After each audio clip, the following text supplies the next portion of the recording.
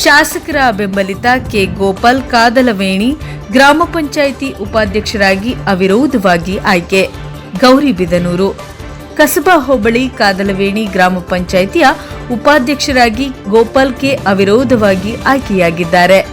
Kavita BH ಅವರ ರಾಜೀನಾಮೆಯಿಂದ ತೆರವಾಗಿದ್ದ ಸ್ಥಾನಕ್ಕಾಗಿ ಗುರುವಾರ ಚುನಾವಣೆ ನಡೆಯಿತು.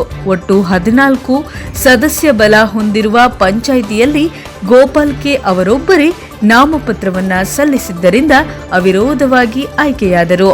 ಆಯ್ಕೆಯಾದ ನಂತರ ಮಾತನಾಡಿದ ಅವರು, ನನ್ನ ಆಯ್ಕೆಗೆ ಸಹಕರಿಸಿದ ಶಾಸಕ ಕೆಎಚ್ ಪುಟ್ಟಸ್ವಾಮಿಗೌಡರು ಹಾಗೂ ಗ್ರಾಮ ಪಂಚಾಯಿತಿಯ ಎಲ್ಲ ಸರ್ವ ಸದಸ್ಯರು ಧನ್ಯವಾದಗಳನ್ನು ತಿಳಿಸುತ್ತೇನೆ. ಗ್ರಾಮ ಪಂಚಾಯಿತಿ ಅಭಿವೃದ್ಧಿಗೆ ದಿಟ್ಟ ಕ್ರಮಗಳನ್ನು ಕೈಗೊಳ್ಳುತ್ತೇನೆ. ಕುಡಿಯುವ ನೀರು, ರಸ್ತೆ ಸುಧಾರಣೆ, ಬೀದಿ ದೀಪ, ಚರಂಡಿ ಸ್ವಚ್ಛತೆ ಸೇರಿದಂತೆ ಇನ್ನಿತರ ಮೂಲಭೂತ ಸೌಕರ್ಯಗಳನ್ನು ಒದಗಿಸುವುದರ ಜೊತೆಗೆ ಗ್ರಾಮೀಣ ಜೀವನ ಮಟ್ಟವನ್ನು ಮತ್ತಷ್ಟು ಮೇಲಕ್ಕೆತ್ತಲು ಶ್ರಮಿಸುತ್ತೇನೆ ಎಂದು ಹೇಳಿದರು.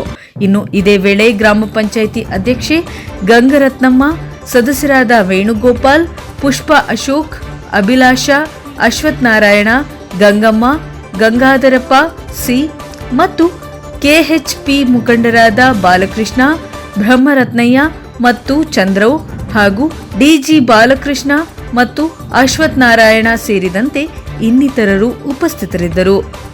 ವರದಿ ಧನಂಜಯ, ಗೌರಿಬಿದನೂರು.